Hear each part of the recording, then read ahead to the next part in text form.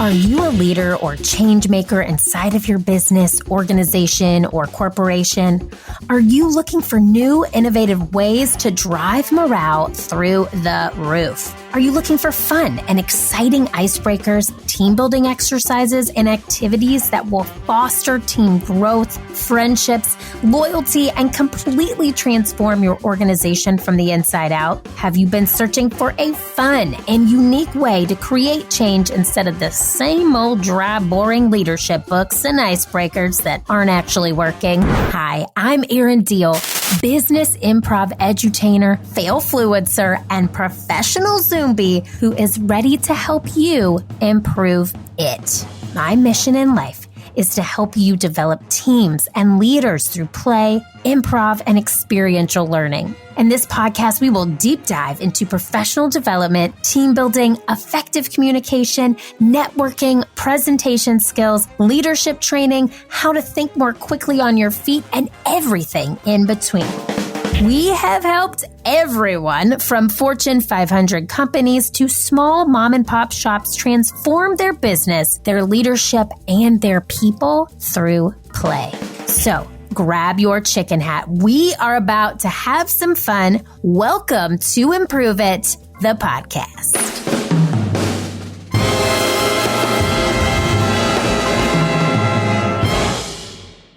We are family. What? I got all my family with me. Hello, to be soon, differently named Improve It family. It's Erin. Thank you for hitting play on today's show. If you are new to the show, welcome. If you're a long-time listener, welcome back. And know that we are in the process of changing the name of our audience. So we've been called the Improve It family for quite some time, about 40 episodes to be exact. And that name is soon changing. So I know you're on the edge of your seats waiting for that reveal. It will be coming soon. Hold tight, stay strong. You can do it. But I'm so excited that you're here with me today. Now, the title of today's show may be a bit deceiving. It is geared toward the working parent. However, I am a firm believer that we must parent ourselves before we can parent our teams, before we can parent children, before we can parent four-legged children. So even if you don't have a two-legged child and you are listening to this show, know that you will find value and you are going to take something away from this as well.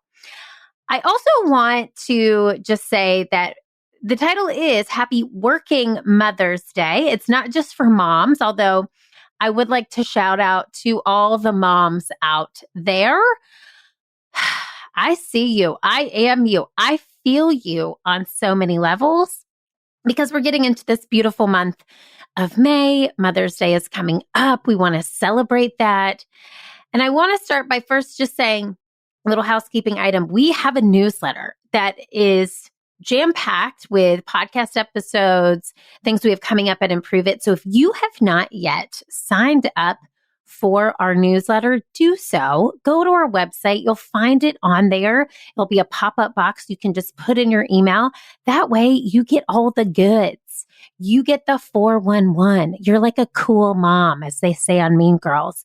So put your email in. Let us pop in your inbox once a week and share with you all of the great things we have coming your way at Improve It.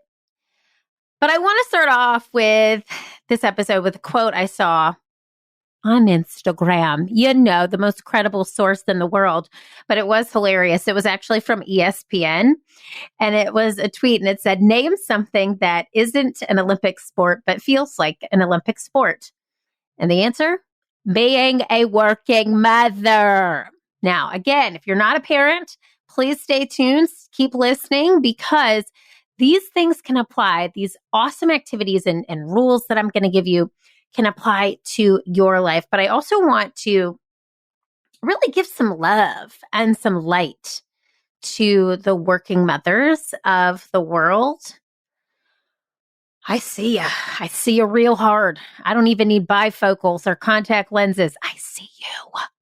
I see working mothers. not see dead people. Anyway, that's, you know where I was going with that from that show, the Sixth Sense movie, whatever. Okay. Anyway, I see you. You're a working mother. You might work from home. You have what I like to call the 2-second commute from your room and office space in your home to becoming a parent every day. That is my life. I literally leave my office in approximately 2 seconds after thinking of budgets, content, recording an episode. I'm automatically a mother. I wouldn't trade it for the world. It's actually a real luxury and I'm very grateful, but it's still difficult. Our brain has to switch on and then on to something completely different in a matter of seconds. I see the working parent who's racing from work to pick up their kid from childcare or from school, taking a call in the car right before you pick up the kid just to quickly switch gears into how was your day? What happened at school? Show me your artwork. I see you, the working parent who is staying up after you put the kids to sleep to finish emails or keep going on that slide deck. And I see all of the amazing working parents who were teaching, were parenting, and we're also working on Zoom over the past 2 years. And you might still be doing that at this very moment. And I also saw something recently that I thought was really applicable to this episode. And I can't remember where I saw this, but it really resonated with me. And it said, if you have employees or team members that have children, they are literally paying to be at work. Let that sink in. If you have children who are in childcare or who are in daycare or in a private school, you are literally paying to be at work. Or that employee and team member is literally paying to be at work. It is not easy. And especially over the past couple of years, all of us who do have children who are in school or under our care had to really evolve and had to really be creative and improvise, dare I say improvise, through this pandemic. We were able to pivot on a dime and figure out how to get them in virtual school.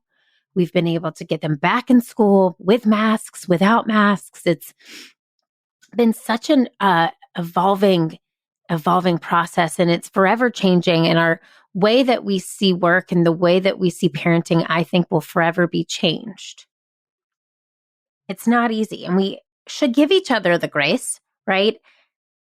And then give it to ourselves. I feel really grateful that I have moved to Charleston, as you know, South Carolina. If you don't know, that's where I'm coming to you live from my podcasting closet. And I've been able to find this amazing group of women who are moms, our children are around the same age, we are neighbors, and we're just able to lean on each other for support.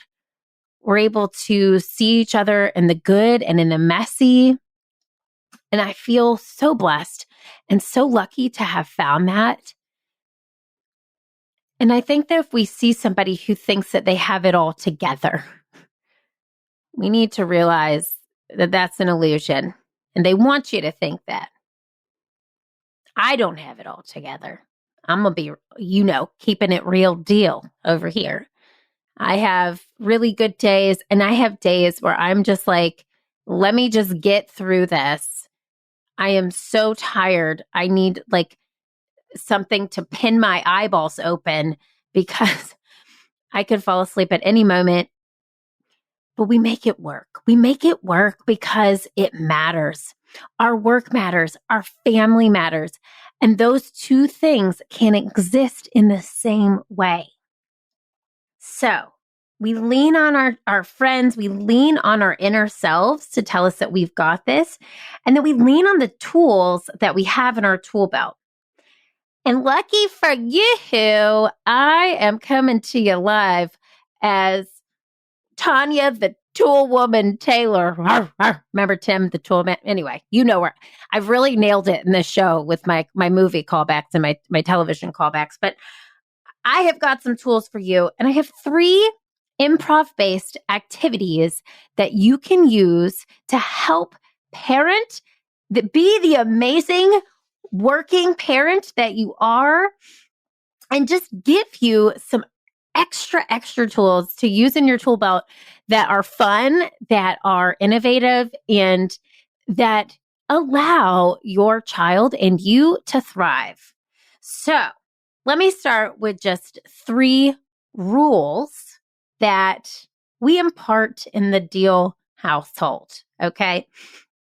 Now I'm going to caveat this. I have read a book since before Jackson was born called Moms on Call. This book, we will link to it in the show notes. I feel like every doctor should give to a new mother going home from the hospital. Here's how I know it works. When I was staying with a friend of mine before I ever had a child, I barely heard her child because it was like 7 p.m. when we got there. She slept the entire night. And I said, "What? How does this work?" Because she was like 8 months old. Moms on Call was the answer.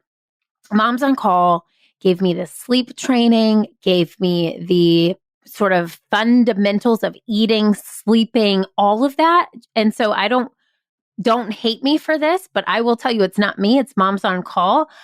Jackson was sleeping through the night at 8 weeks. So I have lived by these fundamentals. I have lived by the schedules that they have provided. I'm a scheduled person. This works for me. So I'm just giving you that little tool right there. If you're a new parent or you know somebody who's a new parent, it's something to consider. But that book has been with us since he was born. He is now 2.5, almost 3. And they have toddler books. So anyway, we've used their 0 to 6 month, 6 to like 24 month, and then their toddler book.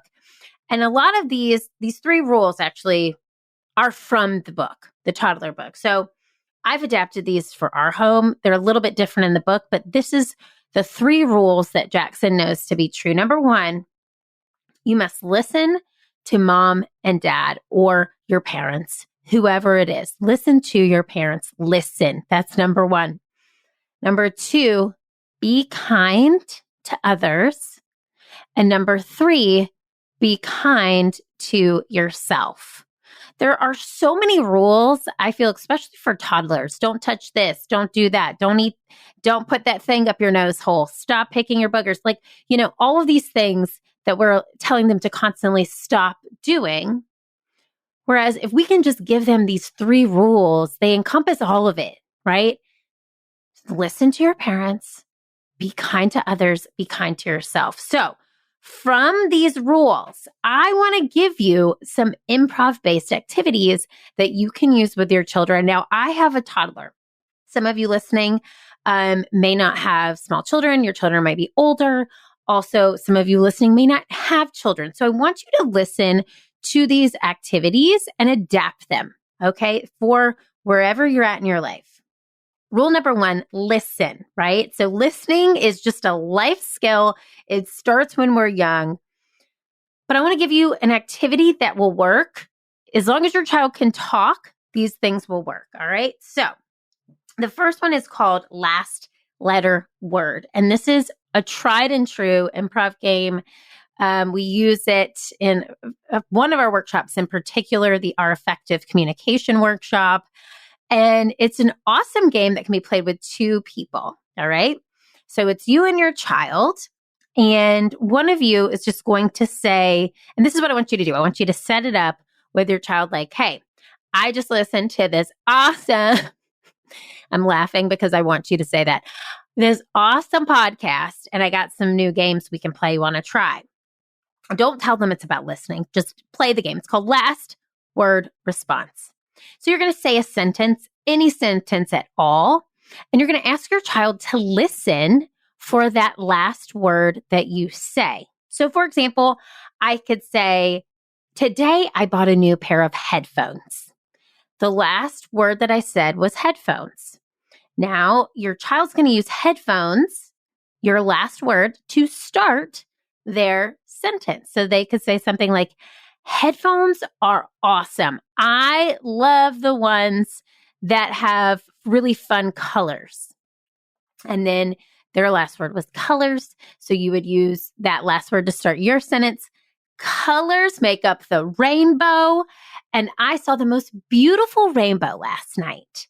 And then they might say, night is my favorite time of day because I get to spend it with you. What? What a dream. What a dream. Jackson, I hope you're listening. Pun intended. Oh my gosh. All right. So that activity can go on forever. It could be short. It could be 5 minutes. Have fun with it. Enjoy your child. Let it be a fun time where you both laugh and are silly. It's kind of a fun dinner table game. And we've actually done this with Jackson, and he's, like I said, 2.5. Shocking to everybody. He is very verbal. But it's a really interesting way to allow them to be present. It actually allows both you and your child to really listen and listen for that last word. You can't pre-plan. You can't overthink. And if this is too hard of a game because they're younger, you could just say a sentence and say, what was the last word mommy said? Okay. So what it really does is, like I said, it helps them be present. It helps them not think ahead. It does the same actually for you, the parent. Isn't that crazy? Isn't it crazy how much our children teach us, right? So ask them too, once the game gets going, how does listening make you feel? And talk about with them how they listen, when they listen well, makes you feel so good. And they should feel so good when they're giving good listening because they're making the person on the receiving end feel good. It is their superpower. They have the ability by listening to go into these other 2 rules, which is be kind to others and be kind to yourself. So, last letter word is the first activity I want to give you in your improv toolkit to help you with your children. Play it at dinner, play it on road trips, play it when you're just going on a walk and you need something to talk about. It's a good reminder for us as parents as well. I do, obviously this work all day long.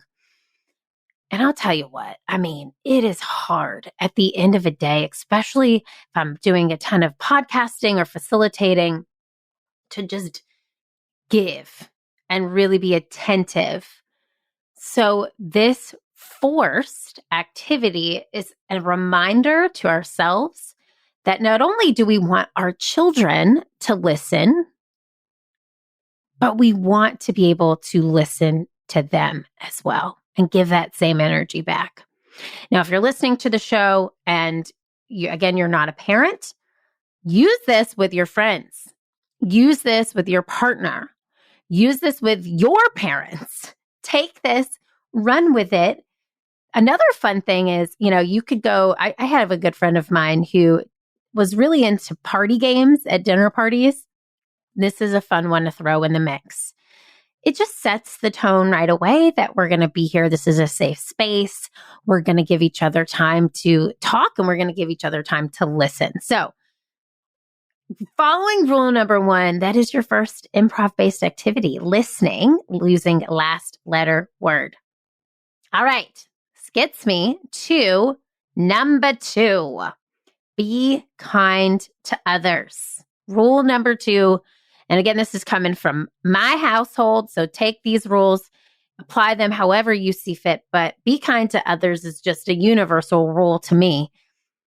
I want to make sure if Jackson is taught anything in the world, it is that he is kind. He is so kind. So this activity is something I think I've talked about on the show before. I'm going to refresh it. And I also want to give you some tools on how to use it with your family. So it's called empathy. Okay. We all know what empathy is.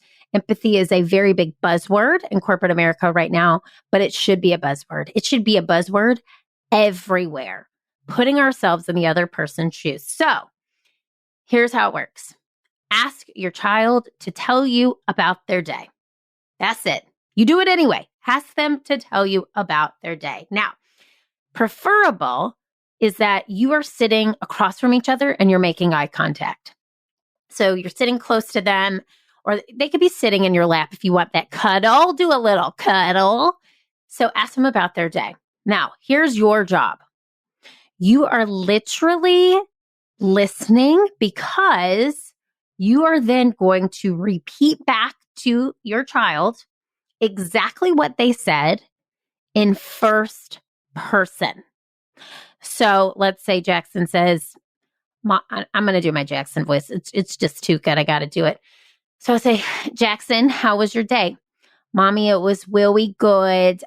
We went with Leo to the park, and then we went to the pond and we fed the turtles some bread. Okay. That was Jackson Diehl, everybody. So as the listener of this game and playing the game Empathy with Jackson, I would say, okay, today I went to the park. I played with Leo. We went to the pond and we fed some turtles we fed some bread to the turtles. See, I even mess up the thing I just made up. So now what I did was I repeated it back as if I was him. So when I was doing that, I had a visual picture of him going to the park, him feeding the turtles. So it was kind of nice. Now, we take this a step further and you ask your child, how do you feel about your day? So then they'll repeat back or they'll tell you how they feel about their day. I'll do a Jackson impression for you again. Just it's fun for me too. Mommy, I had a lot of fun. I felt really happy when you came home from work. And then I would repeat it back. I had a lot of fun and I felt really happy when you came home from work. So right there, I am taking in that feeling. Wow. He is 2.5. I am his world. He was so happy when I got back from work. In my mind, to me, I go, wow, I need to show up better. I need to be better. I need to show up with more energy. But no, then I take a step back and I'm like, that's okay. This is how you're showing up right now. And everything is perfect. The way that you are right here, right now is perfect.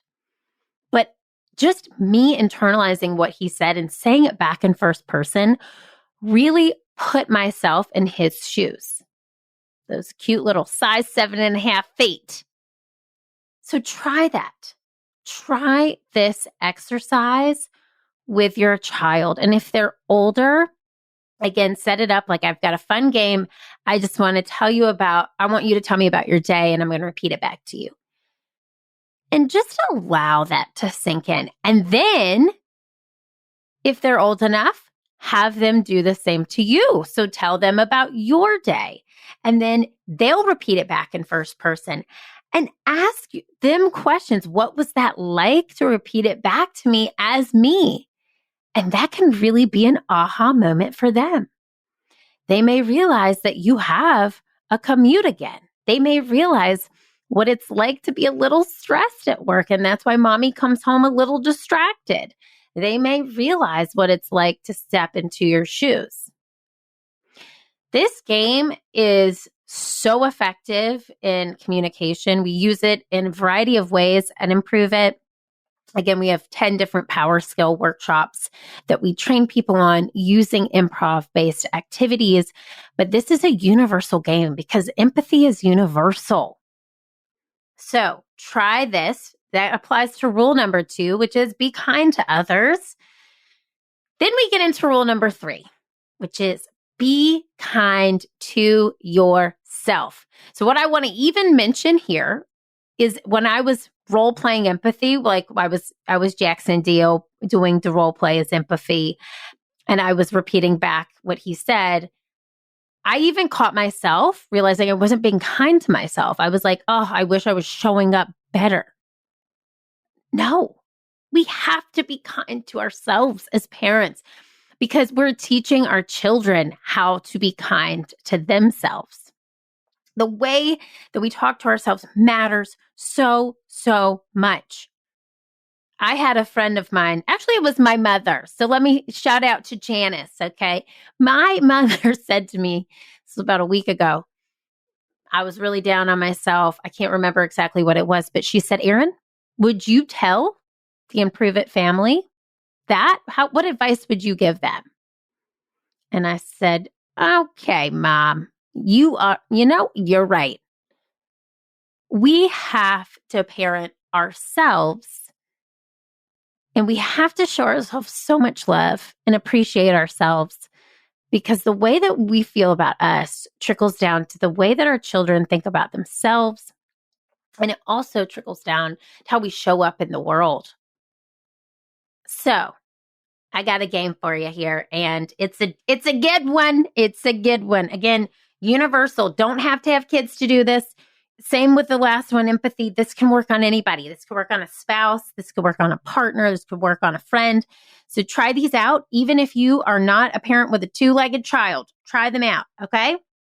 So this game, in regards to the third rule, being kind to yourself, is called the appreciation game. And this is what you're going to do. You're asking your child. I love this dinner table game. All right. So every night at dinner, we say to Jackson, what are you grateful for? And he'll ask us, actually now he asks us, what are you grateful for? And we share the things of that day that we're grateful for. And sometimes, he's like, I'm grateful for plants, because he's looking at a plant, and that's fine. But at least he's thinking about it, right? So the appreciation game goes like this. You have to say as many things as you can that you are grateful for, and you're saying this to yourself. So I want you to tell yourself thank you, and give yourself several things that you're thankful for. So if I'm Jackson, I'm just going to keep rolling with this. It's really fun for me. All right. Thank you. Thank you for allowing me this fun time. Thank you for time with mommy. Thank you for this fork. Thank you for this salmon. Thank you for this placemat. Thank you for my friends. Thank you for playing outside. Thank you for my wagon. Thank you for Big Z. So it may not be things about himself, but it's things that he is seeing around him that he is grateful for. Then you can amplify it. So you don't have to use the word I'm thankful for. It could be I'm grateful for, I appreciate. But you just have them list out things that they love about themselves, about where they are in that moment. I said salmon. Believe it or not, that is his favorite food. Salmon. Okay. So if we're eating salmon, he'll be like, I'm grateful for salmon. But I want you to really think about how you can do this, not only with your child and have them play the game, but how you can do this to yourself.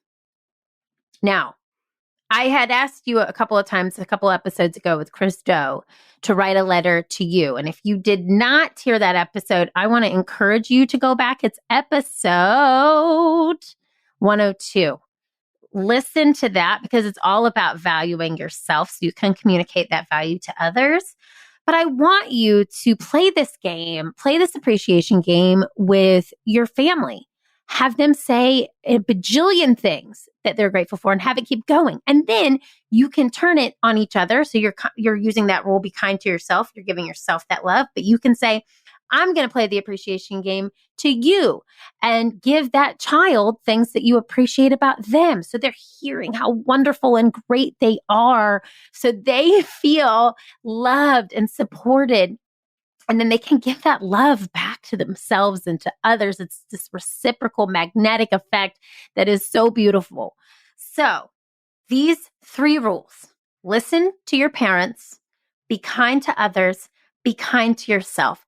I have given you 3 amazing improv-based activities that I know are tried and true. And again, if you are not a parent, use these with anyone in your life. These are universal and amazing tools that you can have in your tool belt to remind yourself how amazing you are. Now, I want to play an appreciation game, and I have written you a love letter to my beautiful family. So again, I'm going to keep calling back some episodes here. Episode 100 of this show is a love letter to you. So if you really want to know how I truly feel, my deepest, darkest love secrets about you, check out episode 100. But I'm going to give you some love right now to end this show, because I want to let you see how this appreciation game can not only help you be kind to you, but it can help you be kind to others. And it actually is kind of in this realm of listening because I've listened to what you need and want so much that I feel like I know who you are. So it trickles in all of those things. I am so grateful for you showing up here. I'm so grateful for the amazing leader that you are, the amazing parent to whoever it may be in your life that you are. I am so grateful that you show up and want to improve yourself. I'm so grateful that you care about the people that you lead. I'm so grateful that you care for the organizations that you're a part of. I'm so grateful that you show up and want to better yourself week after week. I'm so grateful that you make this world a better place. I'm so grateful that you are a people leader because we need more people advocates in this world. I am so grateful for your empathy. I'm so grateful that you care about yourself and your mental health and your mental well-being. I'm so grateful that you have chosen to parent yourself first so that you can be the amazing leader, parent, human being that you are here on this earth. I could go on and on. I mean, that was just shooting from the hip, y'all. I got hips up for days, and I could keep hitting you up because that's how much I appreciate you. That's how much I want you to appreciate yourself. Here's my ask. I'm going to ask you to do something. If you know a people leader or you know a working parent who needs to hear today's episode, please share it with them. Please give them these tools. Give them these tools, especially if you think somebody needs to hear about themselves. Let them know how amazing they are. And here's a great way to say that. I listened to this episode. I've been listening to this show for a long time, but today's episode really stuck with me. And it talks about how wonderful we should be to ourselves, how we should parent ourselves first. And I just want you to know, I think you are a wonderful human being. And give them the show link, all right? That's all I want you to do. Pass it on. Pass on laughter, levity, and positivity to your children, to your teams, and to you. We can't be amazing leaders and parents without parenting ourselves. We just cannot. We just cannot. So keep loving the amazing, wonderful, fantastic human being that is you. Keep failing, keep improving because the world needs that special it. Let me tell you, only you can bring. I appreciate you. I'm grateful, and I thank you. I'll see you next time. Hey friends, thanks for tuning in to Improve It. I am so happy you were along for the ride. If you enjoyed this show, head on over to iTunes to leave us a 5-star review and subscribe to the show so you never miss an episode. New episodes drop every Wednesday. Now, if you're really feeling today's show and you've improved it even just a little bit, please take a screenshot and tag me at Keeping It Real Deal on Instagram and share it in your stories. I'll see you next week, but I want to leave you with this thought. What did you improve today, and how will that help your future successful self? Think about it. I am rooting for you, and the world needs that special it that only you can bring. See you next time.